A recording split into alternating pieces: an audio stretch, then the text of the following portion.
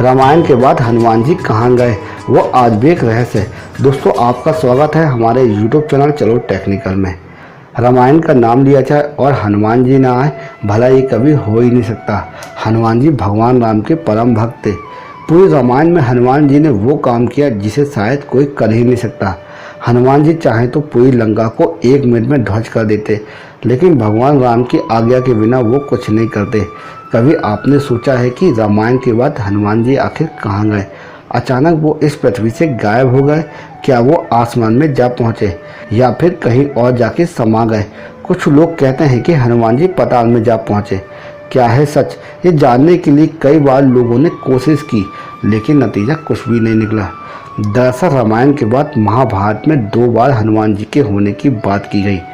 पहली बार जब भीम जंगल में थे तो रास्ते में उन्हें एक बुजुर्ग मिला। भीम ने उसे अपने रास्ते से हटने को कहा, लेकिन उस बानर ने कहा, तुम हटा दो, मुझ पर इतनी शक्ति नहीं रही। तब भीम ने अपनी पूरी शक्ति लगा दी, उस बानर को हिला तक नहीं सके। तभी भीम समझ गया कि ये कोई साधारण बानर नहीं है। फिर भीम की मांग पर उस बानर ने अपना असली रूप दिखाया, वह हनुमान जी थे। तब भीम को बहुत ही आश्चर्य हुआ। भगवान हनुमान जी को देखते ही भीम की आंखें चौंका गई। वो उन्हें देखते ही रह गए, बस एक टक देखते ही रह गए। उन्हें यकीन ही नहीं हो रहा था कि सच में ये हनुमान जी हैं। असल में भगवान हनुमान जी भीम की शक्ति का घमंड तोड़ने का सबक देने आए थे।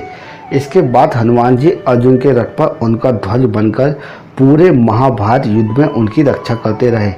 जब अंत में हनुमान जी अपने असली रूप में आए और वहां से चले गए, उसके बाद कुछ क्षणों में अर्जुन का रथ युद्ध में राख बन गया। तब श्री कृष्ण ने अर्जुन को बताया कि वह हनुमान जी थे, जिनकी वजह से रथ युद्ध में नष्ट नहीं हुआ। अर्जुन को इस बात का यकीन ही नहीं हो रहा था।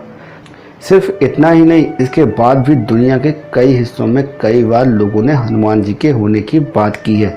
चीन, इंडोनेशिया, कंबोडिया में भी हनुमान जी की अलग अलग नामों से हनुमान जी की कहानियाँ सुनाई जाती है।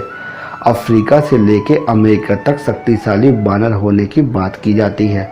14वीं शताब्दी में ऋषि माधवाचार्य ने भी हनुमान जी के साक्षात होने की बात की थी। 17वीं शताब्दी में तुलसीदास ने भी माना था हनुमान जी ने ही उन्हें रामायण का हिंदी अनुवाद करने को कहा था। इसके बाद लोगों ने भी हनुमान जी को देखने की और उनके होने का दावा किया। इस तरह से आज भी लोग हनुमान जी के होने की बातें करते हैं। लोगों का कहना है कि माता सीता ने उन्हें अमरता का वरदान दिया है। अगर आप भी सच्चे मन से भगवान हनुमान जी की आराधना करते हैं तो आज ही हमारे YouTube चैनल को लाइक कर दीजिए और हो सके तो एक सब्सक्राइब भी कर दीजिए और बेल आइकन घंटे को भी प्रेस कर दीजिए। जय श्री राम।